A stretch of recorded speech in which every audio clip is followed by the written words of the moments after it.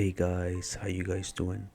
So in this episode we found more diamonds and we actually mined these by making a pickaxe, a fortune one at least. It's not very good, but we'll keep improving. So yeah, in this episode we cleared a bit of the area where there is like a meditation center, and I think I'm gonna make like a monument kind of thing next to it. I'm not sure yet. Maybe either a mosque or a church or something like that. I I'm looking to make cool looking designs. So we're gonna start this episode by saying I love you, independent of what you do or say. I love you, allowing you the choice to go to God or not to go to God. And very rarely have you been in this situation with another human being. I want nothing from you. I need nothing from you. And I can love you because my love is not conditional. Because I don't need anything. I don't even need for you to love me. Often, how Ram Dass said that God is more than thinking, more than conceptualizing. And what I mean about this is God is found when we don't conceptualize the world or label things. So if I look at something, I label it either bad, good or bad. But if we go and remove our labels and see things just as they are, you guys, you'll feel that energy. And yeah, this cave has so many mobs, man. I need to light up the place. I'm probably gonna make a lot of torches and light up the place very good, because literally like so many mobs and they're gonna destroy our stuff. We're getting like our city is getting kind of invaded. So now we're gonna talk about breaking the loop.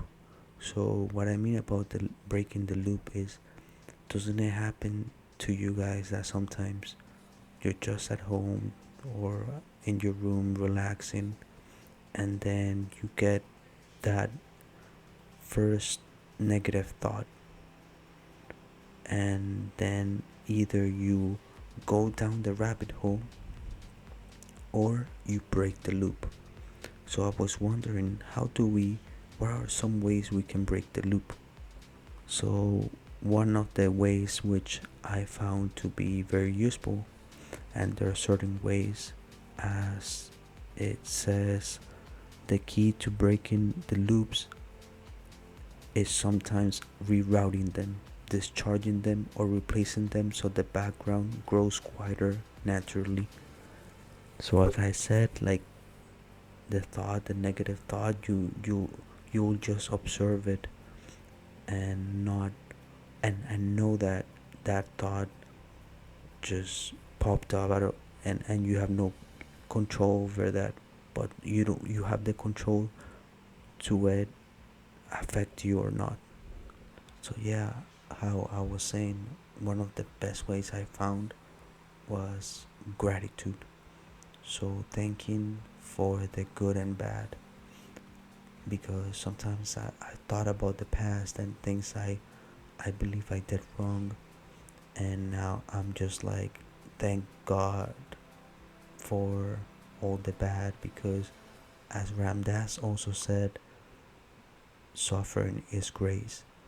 And if I look back at the things I believe I failed, they've actually, like, I feel better now in some sense out of the experience, or those things were not really for me. And another good way of breaking the loop is journaling. This can be on your laptop. I keep like a Word document on my laptop and then just write sometimes. And it's good because writing them down, it tells your mind that it's stored. So there's no need to to remember or memorize this. It doesn't feel it's very important to memorize now, because you have a story, you wrote it down, and the mind believes this. So yeah, the city is actually looking really good. um, I really like the house that we made. Like, it really looks nice.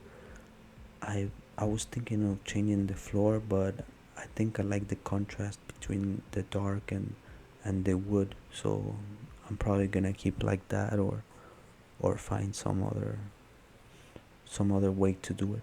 So yeah, I just wanna say that it's okay also to have your bad days. Like a couple days ago, I fell into some bad habits, and what I refer by bad habits are, I think, they're habits that just are taking you away from the present moment in a way, and escaping the beauty, or the essence. And also, it's very dopamine rich. It's not natural to, we should keep that for making our goals, and towards creation. Any creation, making music. I'm still making my music. Obviously, I haven't finished any projects right now, but we do that on the side.